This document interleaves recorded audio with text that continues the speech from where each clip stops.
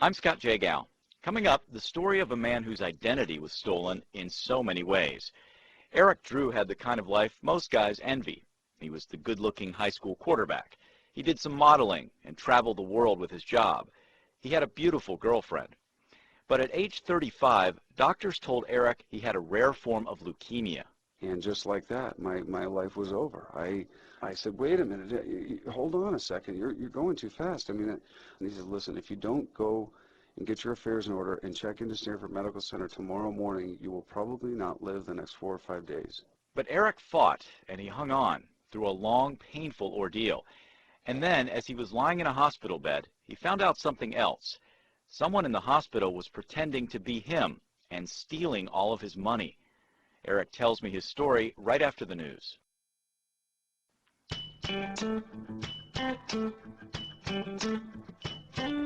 A few years ago, I produced a documentary about the growing crime of identity theft.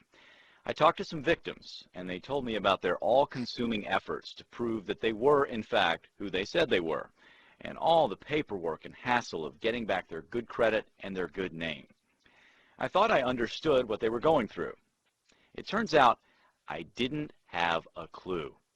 My identity was stolen 2 years ago, and it was the most frightening and enraging and frustrating period of my life.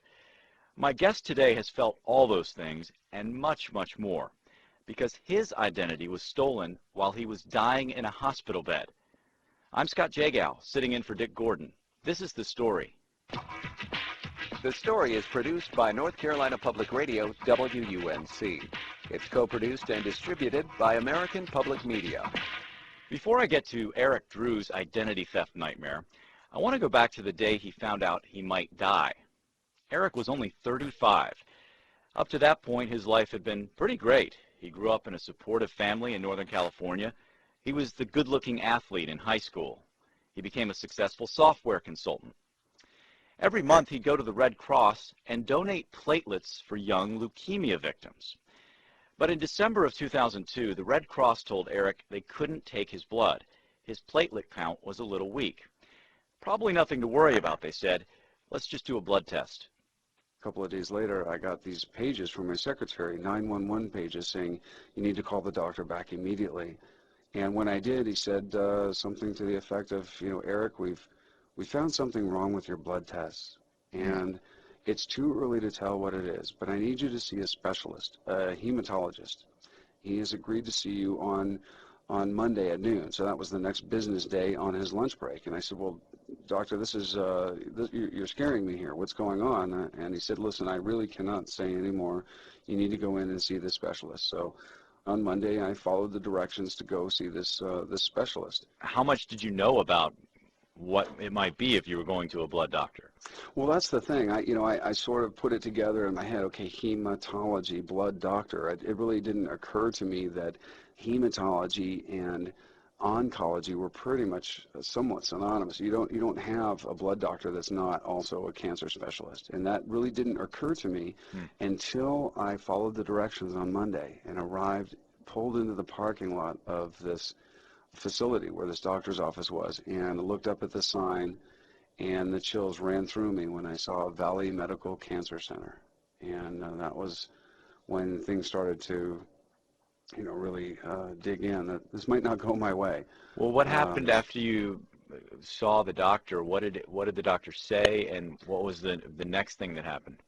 Well, basically, I got into the office. He said, listen, we really cannot tell what it is. You traveled in Africa recently. It could be a late onset of malaria. Could just be a bad case of mono or a bad flu, but we really need to check into your bone marrow and find out what's going on inside your bone marrow before we can really diagnose the problem. So I said, all right, well, when do we schedule the surgery? And he goes, oh, no, we're going to do this, right here in the office right now. And it's a very traumatic procedure, by the way, having a hole punched into the back of your pelvic bone and having a very large coring needle suck the bone marrow out. So you got this painful bone marrow sample taken. Mm-hmm. Then you got the results back. What did the doctor say? Well, 2 days later, I go back in for the results, and I bring my mother with me, and we're sitting there in the exam room waiting for the doctor to come in. And when he walks in, I could tell right away this was not going to be good. When the doctor slowly shut the door behind him and turned around. I could tell that he was crying, not weeping, of course, but tearing. And he sat down next to me and he put his hand on my leg and he said, you know, Eric, this is the hardest part of my job. You have acute lymphoblastic leukemia. It's stage 4, I mean, very far progressed. And I just want to let you know that you're in for the fight of your life. I need you to go home right now and get your affairs in order. And tomorrow morning at 8 a.m., I need you to check into Stanford Medical Center for emergency ablative chemotherapy treatment. And just like that, my life was over.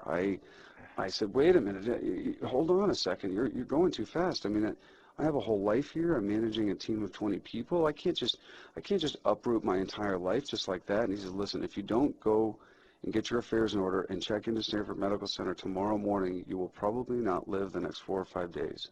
4 or That's how 5 sick you are. days? That's it. So you were So, 34 years old at this time, right? 35, yeah. 35? 35 years old, and your life up to that point had been pretty good, it I was sounds an like. athlete. I was the high school football quarterback. I played soccer in college. I like to surf and ski and kayak and hike, and you know, I've just been very active. The last person you would ever think would be sick like this. But then just like one moment, and all of a sudden you had to start thinking about possibly dying within the next few days. So I what went did you home. do after you left the doctor's office? Well, my mother said, "Are you going to be okay? Do you want to come over to stay with me at the house?" And I said, "No, I'll be all right. I just need to be by myself for a little while." And pick me up at 7 o'clock in the morning, and we'll head up to the hospital together. I'll pack a bag. I mean, I didn't need much. So I went home, and I found myself pacing back and forth in my apartment with my keys in my hand for about 45 minutes. I mean, what do you do with the last few hours of your life? The next morning, I checked into Stanford Medical Center, and it was horrifying. It was kind of like being flushed down a black hole, really. Why? Imagine being thrown into a battle zone where bullets are flying all around you and people being wheeled by on gurneys zipped up in black bags. People are dying left and right, and you could be next at any moment, and nobody's really explaining anything to you because they're running around trying to care for all these critically ill people. Eric, so you're in this awful place, and you think that you might only live a couple of more days, and you're lonely, you're scared, it's chaotic. Your initial chemo treatment, you had a problem, a drug that caused cardiac arrest. Right there in front of my girlfriend, by the way. She called 20 minutes before. She was bringing some movies in for us to watch, and when she walked into the cancer ward, the sirens were going off, you know, code blue, room, you know, F ground 232 or whatever the room was. And she goes, oh my God, that's his room. And she ran in there, and there's 10 people giving me CPR and prepping me for a tracheotomy. And they pushed her out of the room, and it was just this horrible thing. I woke up a couple of days later in the intensive care with, you know, 24-hour surveillance. In other words, I had a nurse standing right there next to me, and my girlfriend was there, and I looked up at her, and I said, you know, Nicole, I said, look, you know, even if the disease isn't going to kill me, I don't know that I can survive this system with all of the people running around and all of the different medications they're giving me and the poisons and everything else. I mean, you're young, you have your whole life ahead of you, and I didn't want her to have to experience this and to have to watch me die like that. And what did she say to you? She really didn't say anything at that moment. She just kind of looked at me and held my hand and smiled and kind of brushed my hair and said, it's going to be all right. It's going to be all right.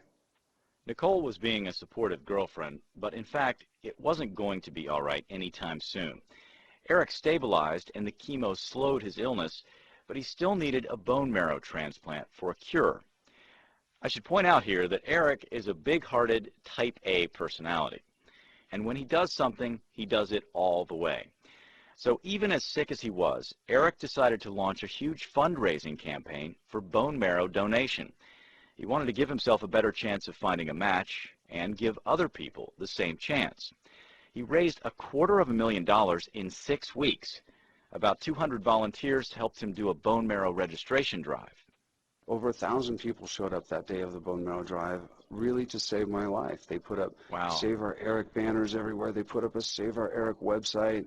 It just brings me to tears even thinking about how all of those people showed up to save me.